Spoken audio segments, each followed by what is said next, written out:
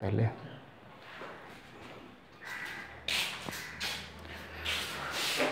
तो नमस्कार विद्यार्थियों, आप सबों को कैसे हैं? ठीक ठाक चल रहा है ना? चलिए, अच्छी बात है। आज मैं आप सबों के बीच एक नया टॉपिक्स लेकर के गुड्डू सर उपस्थित हूँ। आज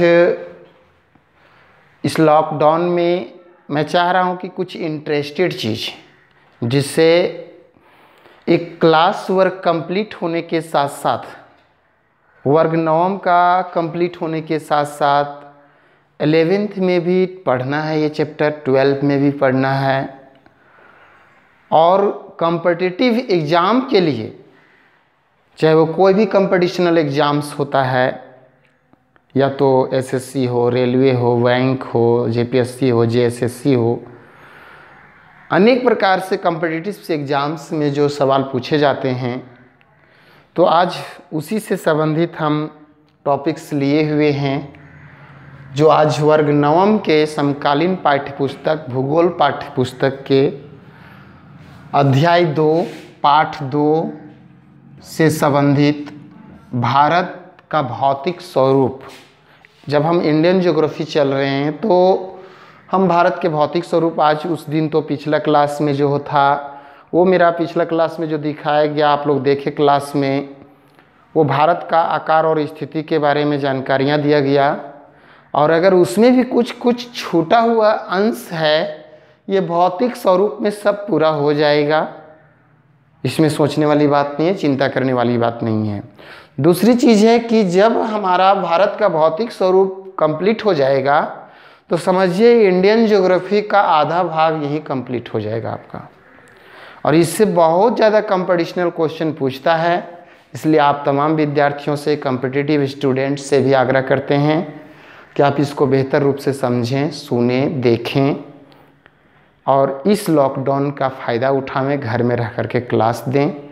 आप क्लास ले कर के उसका लाभ कमावें, कॉपी में उसका सारांश नोट करते जाएं, इससे आपको बहुत ज़्यादा बेनिफिट होगा।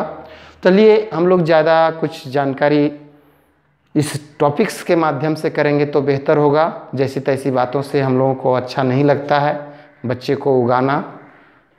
हम लोग चाहते हैं कि बच्चे उगे नहीं, बोरिंग महसूस ना करें, डायरेक्ट चैप्टर पर फोकस करेंगे और उसके माध्यम से हम लोग सीधा सा जितना तक हो सके इसमें जानकारी प्राप्त करने का प्रयास करेंगे।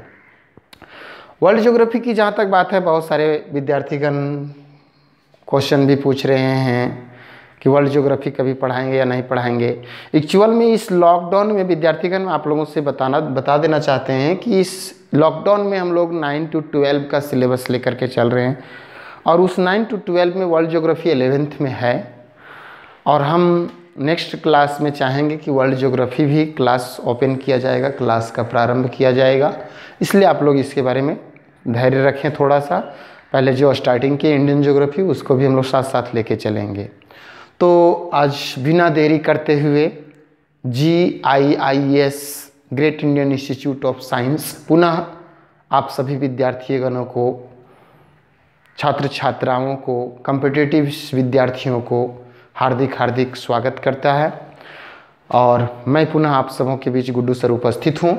और आज का जो टॉपिक्स है भारत का भौतिक स्वरूप, उसके बारे में कुछ हम लोग नोट करते हैं, जानकारियाँ करते हैं कि इसमें क्या करना है। तो आज का टॉपिक्स है भारत का भौतिक स्वरूप। तो उधर से जो है ये भारत का भौतिक स्वरूप में विशेष रूप से जो हम लोग को जानकारियाँ करनी है, तो इसके माध्यम से हम लोगों को कोशिश करना है कि आज जो चीज़ भौतिक संरचना, भौतिक मीन्स प्राकृतिक, जितने भी तरह की हमारे पृथ्वी में से संबंधित चीज़ें हैं, भारत की भूमि में क्या क्या है, कहाँ पहाड़ है, कहाँ पर्वत है, कहाँ नदियाँ हैं, प्राकृतिक घटनाओं से संबंधित, प्राकृतिक चीज़ों से संबंधित सारे चीज़ों का हम लोग, इसकी बनावट से संबंधित, इसके आकार से संबंधित सभी घटनाओं के बारे में आज हम लोग जानने का प्रयास करेंगे, सीखेंगे, अध्ययन करेंगे। तो इसमें जो टॉपिक्स पढ़ना है भारत के भौतिक संरचना में, भौतिक स्वरूप में, बनावट में, मैं उनसे बारे में थोड़ा सा आप लोगों को जानकारी देना चाहता हूँ कि इसमें जो पढ़ना है वो पढ़ना है हिमालय पर्वत के बारे में। ठीक है, अगला जो पढ़ने के लिए मिलेगा वो पढ़ने के लिए मिलेगा उत्तरी मैदान के बारे में। नेक्स्ट पढ़ने के लिए जो मिलेगा वो मिलेगा आप लोग को प्रायद्वीपीय भारत के बारे में। नेक्स्ट पढ़ने के लिए जो मिलेगा तटीय मैदान के बारे में। और फिर ये एक्चुअल में है नहीं, लेकिन फिर भी हम कोशिश करेंगे अलग पार्ट्स बना करके भारतीय मरुस्थल के बारे में बताएंगे। और नेक्स्ट पढ़ने के लिए जो मिलेगा भूमि वो द्वीप समूह के बारे में पढ़ने के लिए मिलेगा। तो ये 6 द्वीप चीज़ों के बारे में हम लोग जानेंगे। इसके अलावे इसकी उत्पत्ति कैसे हुई है हिमालय की, उसके बारे में ज़्यादा डीपली रूप से आज हम लोग जानने का प्रयास करेंगे। ठीक है, और विशेष रूप से इसका बंटवारा उत्तर से दक्षिण, पश्चिम से पूरब, अक्षांशीय विस्तार और देशांतरीय विस्तार, हिमालय का बंटवारा जो किया गया है वो किन किन भागों में किन किन रूपों में किया गया है उसके बारे में। उत्तरी मैदान का भी बंटवारा, उसके बाद है प्रायद्वीपीय भारत का भी बंटवारा भाग में जो 10 भाग 11 भागों में किया गया है उसके बारे में। तटीय मैदान के 2 भाग हैं, पश्चिमी तटीय मैदान, पूर्वी तटीय मैदान, उसके भागों में।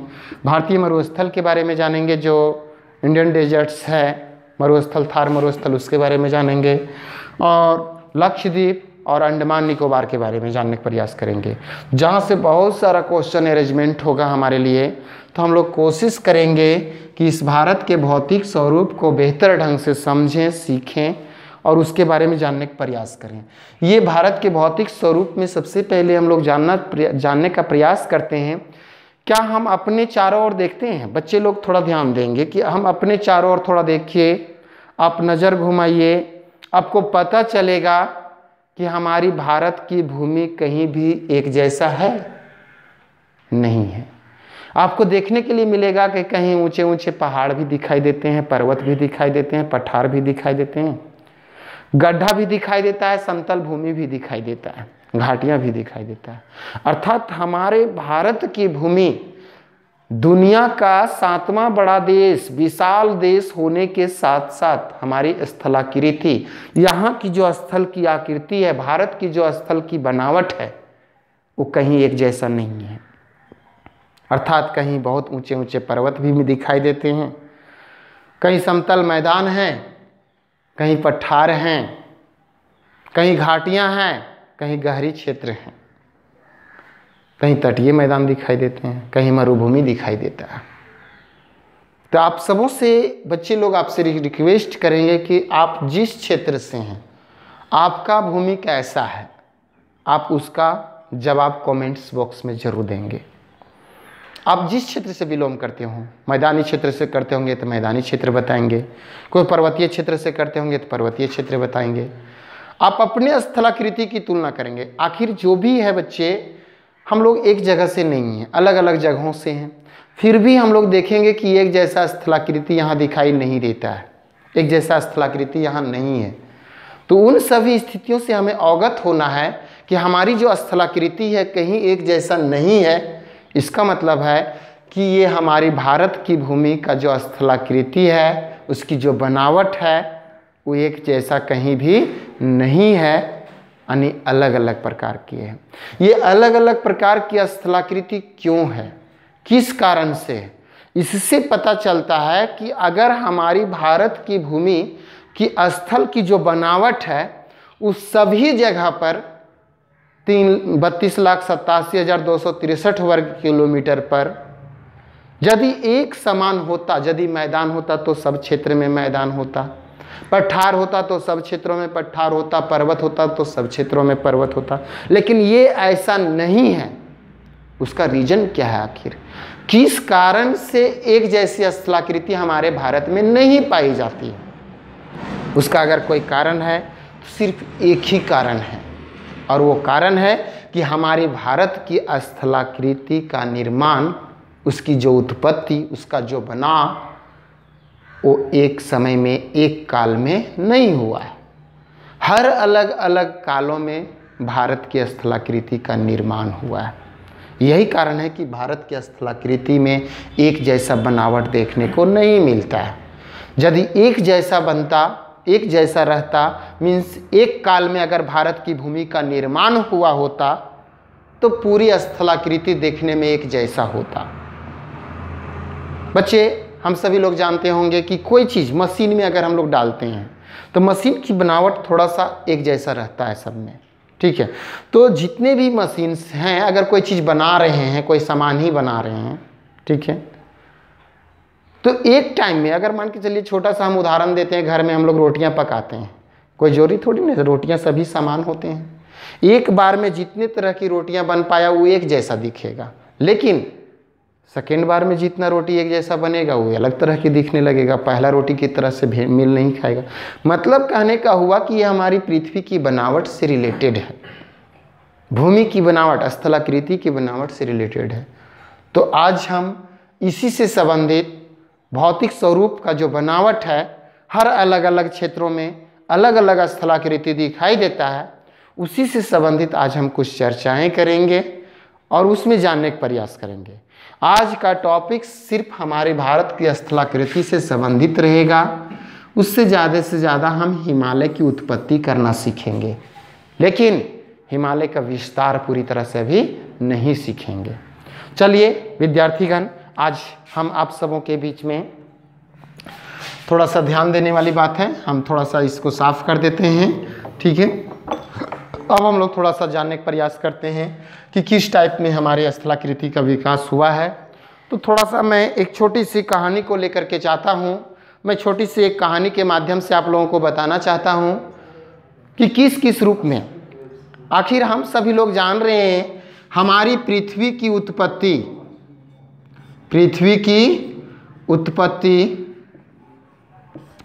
आज से 4.6 अरब वर्ष पहले हुई है। पृथ्वी की उत्पत्ति आज से 4.6 अरब साल पहले माना जा रहा है। अर्थात जब पृथ्वी उत्पन्न हुआ था उससे पहले भी यहाँ सूर्य था, निहारिका का भाग माना जाता है, सूर्य का गोले का अंश माना जाता है। तो हम लोग उसको ज़्यादा विस्तृत रूप से नहीं ले जा रहे हैं, पृथ्वी की उत्पत्ति से संबंधित नहीं ले जा रहे हैं, सिर्फ भारत की स्थलाकृति की बनावट के संबंधित इसकी उत्पत्ति किन किन कारणों से हुई उससे संबंधित हम चर्चाएं करेंगे। तो चलिए आज देखते हैं बच्चे कि आज हमारे भारत की पृथ्वी की उत्पत्ति 4.6 अरब वर्ष पहले हुई है। तो हुआ क्या कि एक दौरान था जब पृथ्वी उत्पन्न हुआ, मैं थोड़ा सा संक्षेपण करना चाहता हूँ। जब पृथ्वी की उत्पत्ति हुई उस दौरान में पृथ्वी पर एक स्थल खंड था, पृथ्वी पर एक स्थल भाग था, स्थल खंड था। ये स्थल खंड का नाम दिया गया था पैंजिया, ठीक है। बाकी इस स्थल खंड के चारों ओर जल भाग थे, इस जल भाग का नाम दिया गया पैंथालासा। तो बता देना चाहते हैं विद्यार्थियों कि इस पृथ्वी की उत्पत्ति से संबंधित बहुत सारे विद्वानों ने अपना अपना सिद्धांत प्रस्तुत किया है, लेकिन जो सर्वमान्य सिद्धांत माना जाता है वो प्लेट टेक्टोनिक थ्योरी, प्लेट विवर्तनिकी सिद्धांत को माना जाता है। लेकिन उससे पहले, प्लेट टेक्टोनिक थ्योरी से पहले, ठीक है, 1912 ईस्वी में एक विद्वान थे जिसका नाम था वेगनर। वेगनर महोदय ने एक सिद्धांत प्रस्तुत किया जिसका नाम दिया गया महाद्वीपीय विस्थापन सिद्धांत। ये महाद्वीपीय विस्थापन सिद्धांत क्या है? महाद्वीपीय विस्थापन सिद्धांत किसको कहते हैं? तो वो एक क्या था, एक आकर्षण शक्ति का प्रारूप था, जिससे क्या हुआ, इन्होंने बताया कि हमारे पृथ्वी पर जो है एक स्थल खंड था जिसका नाम पैंजिया दिया गया, और उस स्थल खंड के चारों ओर जल भाग घिरे हुए थे जिसका नाम क्या रखा गया, पैंथालासा। जब हमारे गुरुत्वाकर्षण बल के कारण से चंद्रमा का और सूर्य के गुरुत्वाकर्षण शक्ति, साथ ही साथ हमारे पृथ्वी पर आंतरिक हलचल के कारण से, पृथ्वी के अंदर में उत्पन्न बल के कारण से, आंतरिक जो फोर्स हैं, इंटरनल फोर्स जो होते हैं, आंतरिक बल उत्पन्न होने के कारण से ये क्या हो गया, क्रिटेशियस कालरेखा, सिनोजोइक युग जिसमें था, सिनोजोइक युग में, पैलियोजोइक युग में ये क्या हो गया था, 2 टुकड़ों में बट गया। एक काल है, कल्प है, सिनोजोइक कल्प, पैलियोजोइक कल्प, उन दोनों कल्पों के बीच के समय में ये स्थलखंड क्या हो गया, टूट गया। ये सिद्धांत कह रहा है वेगनर का। वेगनर का सिद्धांत क्या कह रहा है, महाद्वीपीय विस्थापन सिद्धांत, कि ये स्थलखंड जो था वो 2 टुकड़ों में बट गया, और 2 टुकड़ों में बटा तो इस प्रकार से एक भाग इस तरह से हो गया, दूसरा भाग इस तरह से हो गया, ठीक है। और एक उत्तर की ओर गति करने लगा, दूसरा भाग दक्षिण की ओर गति करने लगा। तो जो भाग उत्तर की ओर गति कर रहा था उसका नाम दिया उन्होंने अंगारा भूमि, अंगारा लैंड, और जो दक्षिण की ओर गति किया उसका नाम दिया गया गोंडवाना लैंड।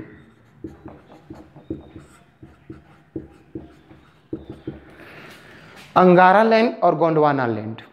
अब इसके बीच का भाग जो है उसमें जो इधर पैंथालासा का जो जल भाग था वो जल भाग इसमें प्रवेश कर गया, अर्थात जब खाली स्थान मिला तो जल घुस गया वहाँ पे, अर्थात ये जल भाग बन गया। ये जल भाग का नाम दिया गया जियोसिंक्लाइन क्षेत्र, ठीक है, अर्थात इसको नाम रख दिया गया टेथिस सागर। क्या नाम दिया गया बच्चे, टेथिस सागर, यही टेथिस सागर था, ठीक है। अब इस स्थिति में जो जियोसिंक्लाइन जो क्षेत्र था उसमें जल भाग घुस गया जो टेथिस सागर बना, और चारों तरफ से जो है पैंथालासा जो क्षेत्र था, इस टेथिस सागर के पश्चिमी क्षेत्र का नाम दे दिया गया, जो जलीय भाग था उसका नाम रखा गया अटलांटिक क्षेत्र, अटलांटिक महासागर, और पूर्वी क्षेत्र का नाम रखा गया प्रशांत महासागर। टेथिस सागर के पश्चिमी वाला जल भाग को अटलांटिक महासागर नाम रखा गया, जबकि पूर्वी वाला भाग को प्रशांत महासागर नाम रखा गया, जबकि एक्चुअल में पहले ही प्रशांत महासागर सब था, प्रशांत महासागर टोटल था, ठीक है। पैंथालासा आज जो देख रहे हैं हम लोग प्रशांत महासागर, उसी का पुराना नाम है पैंथालासा। जल भाग को पैंथालासा कहा गया, अर्थात प्रशांत महासागर आज उसी का भाग है। तो इस प्रकार से ये क्या हो गया, टेथिस सागर बीच की पट्टी बन गया, एक अंगारा लैंड चला गया उत्तर की ओर, दक्षिण की ओर गोंडवाना लैंड आया। अब अंगारा लैंड जो गया इसमें कौन कौन से महाद्वीपीय खंड स्थित थे अंगारा लैंड में, ठीक है। तो इस अंगारा भूमि में कौन कौन से, उत्तरी अमेरिका, नॉर्थ अमेरिका महाद्वीप, प्लेट के बारे में भी बताएंगे इसी के साथ में। मुख्यतः जो हमारे पृथ्वी के अंदर में जो हलचलें कर रही है, ठीक है, लिथोस्फीयर में ऊपरी भाग, यानी जिस पर लिथोस्फीयर किसको, ऊपरी सतह को कहा जाता है, मानी भूपर पट्टी और मेंटल के ऊपरी बीच के भाग को लिथोस्फीयर कहते हैं। तो वो लिथोस्फीयर में जो है वो विशेष रूप से क्या कर रहे हैं, प्लेटें तैर रहे हैं। तो विश्व के इस धरती के अंदर में मुख्यतः बड़े बड़े ये जो खंडित हुआ, इससे क्या हो गया, कई खंडों में बंट गया, लेकिन विशाल विशाल जो प्लेटें बने पृथ्वी के, वो बड़े प्लेट 7 हुए, जबकि 20 छोटे प्लेट हो गए, खंडित हो गए। यानी टोटल जो प्लेटें हमारे धरती के अंदर आज गति कर रही है वो 27 प्लेटें हैं, छोटे बड़े प्लेटें मिला। तो 7 बड़े प्लेटों में ये आपका नॉर्थ अमेरिका एक प्लेट है। दूसरा प्लेट था यूरेशिया प्लेट। यूरेशिया नाम सुन रहे हैं, यूरोप और एशिया का संयुक्त नाम है। यूरोप और एशिया का संयुक्त नाम को यूरेशिया कहा जाता है। तो 2 प्लेट इसमें थे, ठीक है, यानी एक यूरोप, दूसरा एशिया, यूरोप और एशिया, और दूसरा नॉर्थ अमेरिका, ठीक है।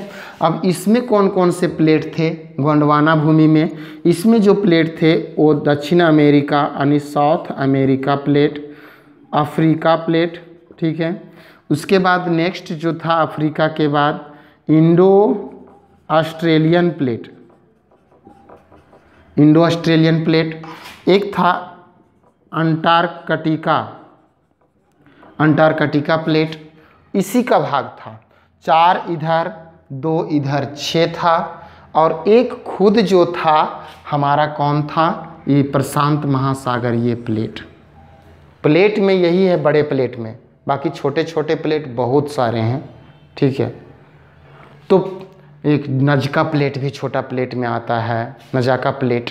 ठीक है, वाईफी के प्लेट भी आता है। तो बहुत सारे छोटे छोटे 20 प्लेट हैं, लेकिन 20 प्लेटों को उसमें जानने की आवश्यकता उतना नहीं है। 7 बड़े प्लेट थे, उस 7 बड़े प्लेट का आपको नाम बता दिए। ठीक है, north American plate, Eurasian plate, south American plate, African plate, Indo Australian plate, Antarctica plate and next Prashant plate, Pacific plate जिसको नाम है। ठीक है, पैसिफिक यानी प्रशांत प्लेट, प्रशांत प्लेट। ये विशाल विशाल 7 प्लेट थे, और सभी प्लेटें क्या करते रहते हैं, हमेशा दोलन गति करते रहते हैं, गतिमान है, निरंतर गति करते रहते हैं। तो इस प्रकार से ये क्या हो गया, कुछ समय के बाद पैलियोजोइक के बाद सेनोजोइक कल्प आया, सेनोजोइक के बाद मेसोजोइक कल्प आया, और उस मेसोजोइक कल्प में धीरे धीरे एक कल्प में क्या होता गया, यही जो बताएं, कुछ प्रभाव सूर्य और चंद्रमा की गुरुत्वीय बल, और कुछ प्रभाव हमारे पृथ्वी के आंतरिक बल। ठीक है, अंदर की हलचल, प्लेटों की गति, इस वजह से क्या होता गया, आंतरिक हलचल के कारण से पुनः हमारे प्लेट पर गति हुआ, यानी पृथ्वी के भाग में हलचल पैदा हुआ, और इस हलचल के कारण से फिर ये कई भागों में टूट गया, कई खंडों में बंट गया। इस तरह से अंगारा भूमि जो था, यूरेशियन प्लेट और नॉर्थ अमेरिकन प्लेट, और एक क्या था, आर्कटिक का छोटा टुकड़ा में, वही छोटे प्लेट में बटा। लेकिन ये विशाल विशाल प्लेट का हमने नाम दिया। कनाडियन प्लेट भी, सॉरी, ग्रीनलैंड प्लेट भी बटा हुआ है, तो आर्कटिक प्लेट भी बटा हुआ है, इसी का भाग है। ठीक है, जब इसी तरह से ये टुकड़ा हुआ, पेंजिया के बाद दूसरा गोंडवाना टुकड़ा हुआ, तो गोंडवाना का हिस्सा जो टुकड़ा खंडित हुआ, इससे साउथ अमेरिका प्लेट जो है अलग हो गया, अफ्रीकन प्लेट अलग हो गया, इंडो ऑस्ट्रेलियन प्लेट भी अलग हो गया। किससे, गोंडवाना लैंड से। यही गोंडवाना लैंड से अलग होकर के साउथ अफ्रीकन प्लेट, ठीक है, ये साउथ अफ्रीका वाला भाग, अमेरिका साउथ अमेरिका वाला भाग, और इधर उत्तरी नॉर्थ अमेरिका साउथ अमेरिका, और इधर अफ्रीका वाला हिस्सा, और फिर यही हिस्सा को टूट करके इंडो ऑस्ट्रेलियन, नाम से पता चल रहा है इंडिया और ऑस्ट्रेलिया। इंडो ऑस्ट्रेलियन का मतलब ही होता है इंडिया और ऑस्ट्रेलिया। तो ये इंडो ऑस्ट्रेलियन प्लेट जो था वो इंडिया और ऑस्ट्रेलिया के साथ में मिला हुआ भाग था, ये मेरा जुड़ा हुआ हिस्सा था। ठीक है, तो इंडो ऑस्ट्रेलियन प्लेट, और इधर जो था यूरेशियन प्लेट था। ठीक है, तो इस प्रकार से क्या हुआ कि इंडो ऑस्ट्रेलियन प्लेट भी अलग हुआ, और इधर जो दक्षिण अमेरिकन प्लेट हो गया, और सॉरी अंटार्कटिका प्लेट हो गया, और प्रशांत प्लेट तो चारों तरफ से है। तो इस प्रकार से क्या हुआ कि ये इंडो ऑस्ट्रेलियन प्लेट फिर जुरासिक काल में, अब एक काल आता है, मेसोजोइक कल्प के बाद एक काल आता है जुरासिक काल। ठीक है, उस क्रिस्टेशियस कल्प जिसको कहते हैं, उस क्रिस्टेशियस कल्प में जुरासिक काल में क्या हुआ, धीरे धीरे ये उत्तर की ओर गति करने लगा। ठीक है, गतिमान आज भी है, इंडो ऑस्ट्रेलियन प्लेट आज भी उत्तर दिशा की ओर गति कर ही रहा है। ठीक है, तो इस प्रकार से उत्तर की ओर गति करने लगा। तो हम देख रहे हैं कि प्लेटों की गतियां यहाँ दिखाई दे रहा है। तो बता देना चाहते हैं, इसकी जानकारी के पूर्व हम थोड़ा सा प्लेटों की गति के बारे में बताना चाहते हैं। ये प्लेटें हैं, पहला प्लेट, ये दूसरा प्लेट। ठीक है, जब कोई भी 2 प्लेटें एक दूसरे के नज़दीक आती है तो अर्थात अभिसरित होती है। ठीक है, तो अभिसरण जब होगा, एक ही क्षेत्र की ओर दोनों प्लेट आएंगे, तो एक प्लेट क्या होता है, भारी होता है, अभिसरण होगा, और एक प्लेट हल्की होती हैं। भारी मान के चला जाए इसको, द्रव्यमान अधिक है इसका, ये हल्के हैं। तो ये भारी प्लेट और हल्के प्लेट, जब भी 2 प्लेट आपस में टकराएंगे तो कोई एक प्लेट भारी होगा, एक प्लेट हल्का होगा, निश्चिंत है। ऐसा नहीं है कि समान रूप से टकराएगा दोनों प्लेट से। भार तो निश्चिंत है, छोटा बड़ा आकार के दृष्टिकोण से थोड़ा अंतर तो होगा ही, किसी का भार ज़्यादा होगा तो किसी का कम होगा। इस स्थिति में क्या होगा कि ये प्लेट भारी होने की वजह से क्या होगा, जब टकराएगा अभिसरण करेगा, दोनों प्लेट जब आपस में टकराते हैं तो इसको अभिसरण प्लेट के नाम से जाना जाता है, या अभिसरण गति, प्लेटों की अभिसारी गति के नाम से भी जाना जाता है। इसको अभिसारी गति को विनाशात्मक प्लेट के नाम से भी पुकारते हैं। क्यों?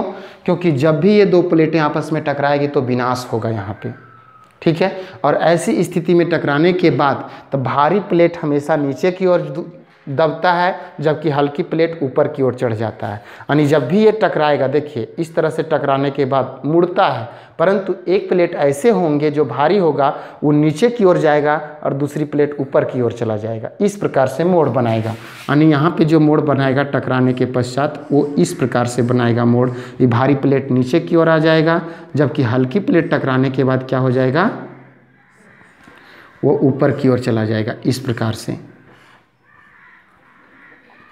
अब इस प्रकार से जब आगे बढ़ जाएगा तो ये क्या हो गया, नीचे वाला भाग क्या हो गया, ऊपर उठ गया।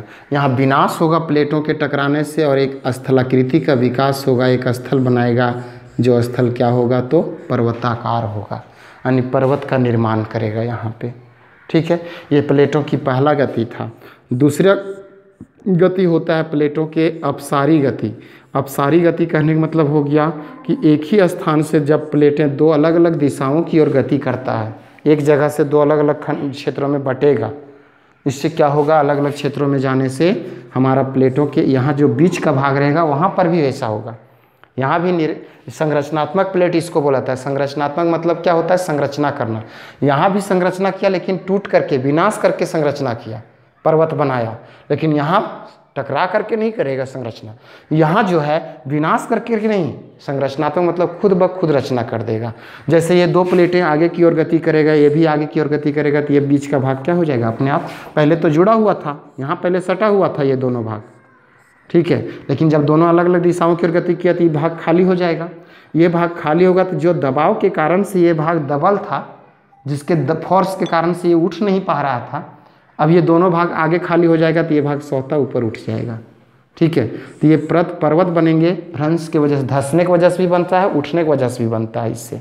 तो इस प्रकार से क्या हो गया, ये प्लेट जो कहलाएंगे वो अपसारी प्लेट के नाम से जाना जाता है, इसको अपसारी प्लेट के नाम से जानते हैं। और एक होता है रूपांतरण परिसीमा। रूपांतरण परिसीमा जो होता है, रूपांतरण मतलब दो प्लेटें क्या होते हैं, हमेशा एक घर्षण की भांति, रगड़न की भांति क्या करेंगे, हमेशा गति करेंगे।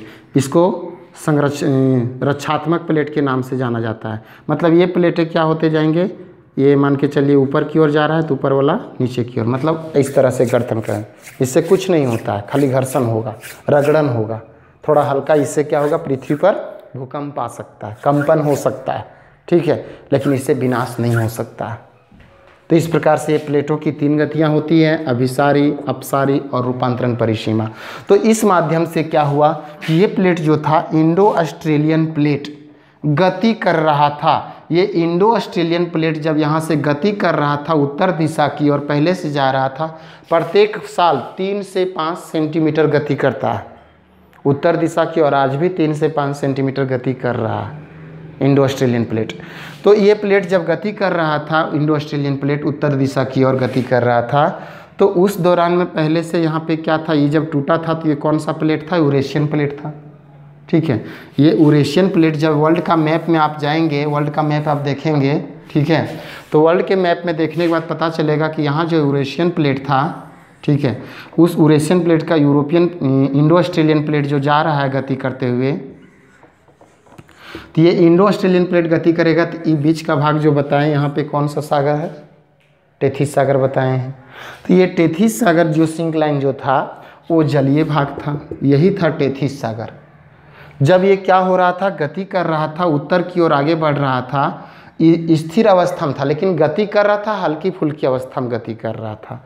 तो जैसे ही ये आगे बढ़ेगा तो वैसे ही इससे टकराएगा, अर्थात यूरेशियन प्लेट से टकराएगा, और यूरेशियन प्लेट से टकराने के पश्चात इंडो ऑस्ट्रेलियन प्लेट जैसे ही टकराएगा, इंडो ऑस्ट्रेलियन प्लेट और यूरेशियन प्लेट, तो यहाँ जो स्थित है मलबे, अब ये मलबा कहाँ से आया, ये मलबा इंडो ऑस्ट्रेलियन प्लेट और यूरेशियन प्लेट से निकलने वाली नदियों ने क्या कर दिया है, इस क्षेत्र में काफ़ी अधिक मात्रा में मलबा को जमा कर दिया, अवसाद को जमा कर दिया है।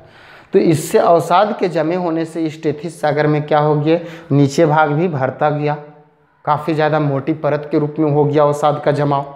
ठीक है, तो इस तरह से क्या हो गया कि इसको टकराने के बाद यूरेशियन प्लेट और इंडो ऑस्ट्रेलियन प्लेट जब टकराया तो टकराने के बाद क्या हो गया कि यहाँ विशाल मात्रा में क्या हो गया, अवसाद का उत्खनन हुआ, बाहर निकला। ठीक है, तो बाहर क्यों निकला, क्योंकि ये जो क्षेत्र था ये अपने आप में टकरा करके इंडो ऑस्ट्रेलियन प्लेट, इंडिया और ऑस्ट्रेलिया, तो इंडिया का कौन सा भाग, प्रायद्वीपीय भाग, ध्यान दीजिएगा, ये भाग था इसमें सम्मिलित, उत्तर भाग नहीं था कुछ। ठीक है, इतना ही भाग था पहले इंडिया का, इतना ही था। तो इस तरह से जाकर के जब टकराता है इससे, तो इसका भाग से जितने टेथिस सागर के मलबे थे वो सभी मलबा ऊपर उठ जाता है, जो अभी बताएं, अभिसारी गति के कारण से भारी प्लेट नीचे, हल्की प्लेट ऊपर चला जाएगा।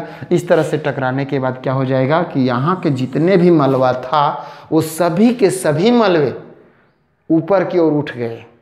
ठीक है, और ये अपने आप खुद नीचे रह गया, इंडो ऑस्ट्रेलियन प्लेट यानी प्रायद्वीपीय भारतीय प्लेट। जैसे ही टकरा करके ऊपर की ओर उठेगा तो यहाँ पे क्या बनाएगा, एक विशाल पर्वत की रचना करेगा। कहाँ पे, टेथिस सागर में। तो टेथिस सागर में एक विशाल पर्वत बनाएगा और इसी पर्वत का नाम दिया गया हिमालय।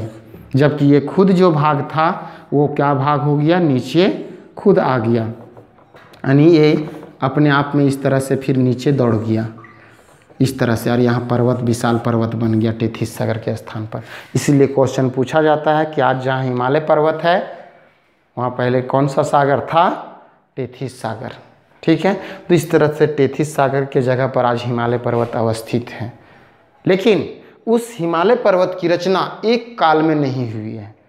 अभी हम लोग पढ़ेंगे इसका अलग पार्ट्स, उसका 4 भाग देखेंगे, उत्तर से दक्षिण, 4 भाग देखेंगे पश्चिम से पूरब, तो उसमें अलग नेक्स्ट क्लास में हम चलाएंगे। लेकिन अभी जो है जानेंगे कि ये अलग अलग काल में बना है, जिस कारण से काल के आधार पर उसको जो है सो 4 भागों में उत्तर से दक्षिण बनावट के आधार पर बांटा गया है। एक ट्रांस हिमालय पढ़ेंगे, एक बृहद हिमालय जिसको ग्रेटर हिमालयज कहते हैं, एक मिडिल हिमालयज कहते हैं जिसको हम लोग कहेंगे मध्य हिमालय या निम्न हिमालय, और एक शिवालिक हिमालयज कहेंगे जिसको कहते हैं शिवालिक हिमालय। तो ये 4 अलग अलग समय में जो है इसका निर्माण हुआ है, जिस कारण से इसको अलग अलग काल के आधार पर एक बताया गया है। इयोसीन काल में, मायोसीन काल में, प्लायोसीन काल में। इयोसीन काल में बृहद हिमालय की रचना हुई, मायोसीन काल में मध्य हिमालय की रचना हुई है, प्लायोसीन काल में शिवालिक की रचना हुई है। और ये इयोसीन कल्प कब था, इयोसीन, मायोसीन, प्लायोसीन। इयोसीन जो था वो 6.5 करोड़ साल पहले की बात है, आज से। ठीक है, 6.5 करोड़ साल पहले। उसके बाद फिर मायोसीन हुआ 4.5 करोड़ साल पहले, ये घटना घटी हुई है। उसके बाद प्लायोसीन जो हुआ आज से 14 लाख साल पहले की घटना घटी हुई है। तो इस प्रकार से इसका जो क्षेत्र है उस तीनों को अलग अलग काल के आधार पर विभाजित किया गया है। फिर भी जब ये टकराया प्रायद्वीपीय भारत तो ये ऊपर तो उठ गया, यहाँ हिमालय पर्वत की रचना तो हो गई। ठीक है, लेकिन ये दक्षिण की ओर तुरंत खिसक गया, दक्षिण की भाग की ओर आ गया। अब दक्षिण की ओर भाग की ओर आ गया तो यहाँ बीच का भाग क्या बन गया, द्रोणी, खाली जगह। ये उत्तर रह गया, ये दक्षिण हो गया, बीच का भाग द्रोणी हो गया, बीच का भाग खाली हो गया। अब ये बीच का भाग कैसे भरा जा सकता है, तो यहीं से निकलने वाले नदियाँ हिमालय से निकलने, इसका नाम दे दिया गया, इस पर्वत का नाम हिमालय, जो दुनिया का सबसे ऊंचा पर्वत कहलाया। ठीक है, तो इस तरह से हिमालय पर्वत की रचना हुई। तो हिमालय के बनने के बाद इससे निकलने वाले बहुत सारी नदियों ने, और प्रायद्वीपीय भारत से निकलने वाली नदियों ने, सिंधु, गंगा, ब्रह्मपुत्र, सतलुज, और इधर से आपका सोन नदी, बेतवा नदी, केन नदी, ये बहुत सारी नदियों ने धीरे धीरे क्या करता गया, इस द्रोणी को, इस गड्ढे वाले क्षेत्र को, जो खाली जगह था, उसको भरते भरते क्या किया, हजारों साल, लाखों साल का समय लगा। तब कहीं जा कर के इस भूमि की रचना हुई, जो एक प्लेन्थ भूमि कहलाया, जिसको उत्तरी का मैदान कहते हैं।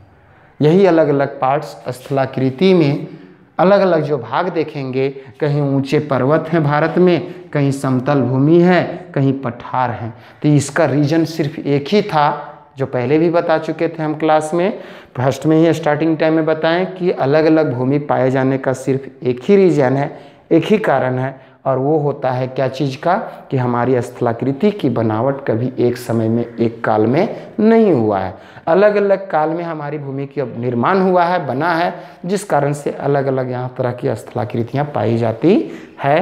तो विद्यार्थीगणों, आप इसको थोड़ा सा नोट करेंगे, जो जो वीडियो बताए हैं, क्लास में बताए हैं, उसको आप क्लास बाय क्लास उसको स्किप करके, पॉज करके, देख करके आप उसको नोट करने का प्रयास करेंगे। ये मैंने सिर्फ सारांश बताया भारत के भौतिक स्वरूप का, कि कैसा स्वरूप है भारत का, उसके बारे में। नेक्स्ट क्लास से हम भारत के बताएंगे आपको 6 प्राकृतिक भूभागों में बांटा गया है।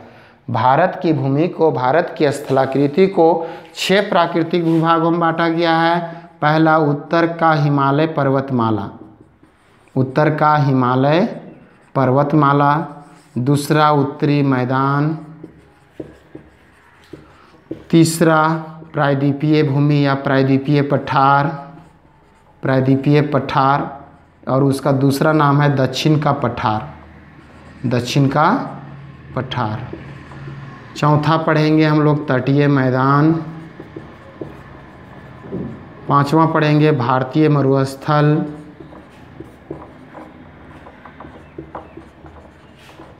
और छठा पढ़ेंगे 2 द्वीप समूह। भारत के 2 द्वीप समूह हैं, अरब सागर में लक्षद्वीप समूह और बंगाल की खाड़ी में अंडमान एवं निकोबार द्वीप समूह। तो इस तरह से सभी के बारे में एक एक करके फिर हम लोग अलग अलग क्लास में, हो सके तो एक एक वीडियो में एक एक चीज़ को डाला जाएगा, क्योंकि ये बहुत लंबा चैप्टर है और एक एक क्लास, एक एक भाग उसको एक एक दिन में किया जाएगा। ठीक है, एक ही साथ समूह को बताना मुश्किल है, क्योंकि यही तो मेरा मेन ज्योग्राफी का इंडियन ज्योग्राफी है। इतना ही में इसमें सब चीज़ बताना है। उत्तर की पर्वतमाला में कौन कौन से चोटियां हैं, कहाँ कहाँ कौन कौन से पर्वत हैं, उस सारी चीज़ के बारे में बताएंगे। उसके बाद उत्तरी मैदान में कहाँ कहाँ से विस्तार है, कहाँ है उसका क्षेत्रफल ज़्यादा पाया जाता है उत्तरी भाग में। प्रायद्वीपीय पठार सबसे इम्पोर्टेंट है, इसके अलग अलग भाग को पढ़ने के लिए मिलेगा। फिर तटीय मैदान तो 2 ही हैं, मरुस्थल भी 1 है, द्वीप समूह 2 हैं। ये सब तो टाइम नहीं लगेगा, लेकिन ये वाला भाग, ये वाला भाग, ये वाला 3 भाग जो बताएंगे, उसको बहुत लंबा चौड़ा क्षेत्र है, विस्तृत रूप से ज़रूर बताया जाएगा आप सबों को। आज का वीडियो बस यहीं तक रहेगा। नेक्स्ट क्लास में हम आप लोगों को जब भी बताएंगे तो उत्तर के हिमालय पर्वत से शुरू करेंगे। धन्यवाद।